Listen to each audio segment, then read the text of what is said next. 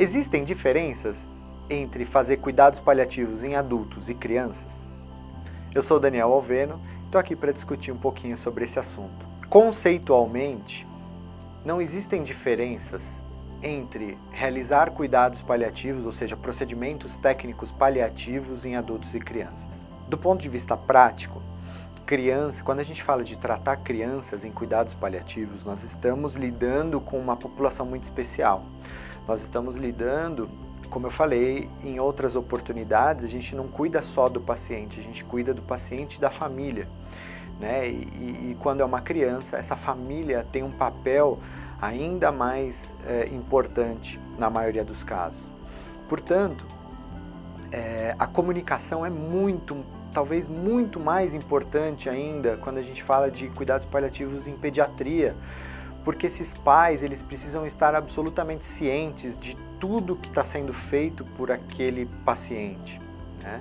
E aí nós, muitas vezes, temos condutas que são difíceis, decisões que são difíceis de serem tomadas, mas que elas precisam ser tomadas para que o certo seja feito.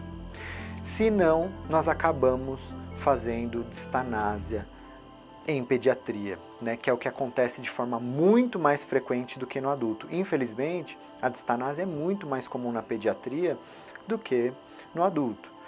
E esse é um panorama que pouco a pouco precisa ir mudando, e ele só vai mudar se a gente conseguir conversar melhor com esses familiares, ter uma melhor comunicação com esses pais. Quando eu falo pais, né, eu falo das pessoas que são responsáveis por essas crianças, e com as crianças também, né? A gente não pode esquecer que muitas vezes, quando eu falo de uma criança de 7, 8, 9 anos, elas precisam ser ouvidas, elas precisam ser compreendidas, elas precisam ser abordadas do ponto de vista do que elas querem, o que elas imaginam, do ponto de vista da doença delas.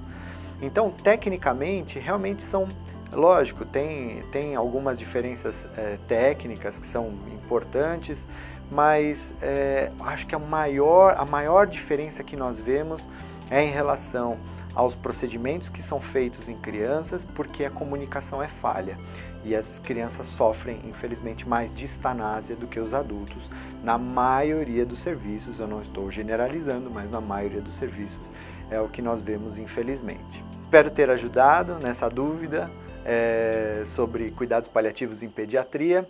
Escrevam as dúvidas, sugestões nos comentários e nos vemos em breve.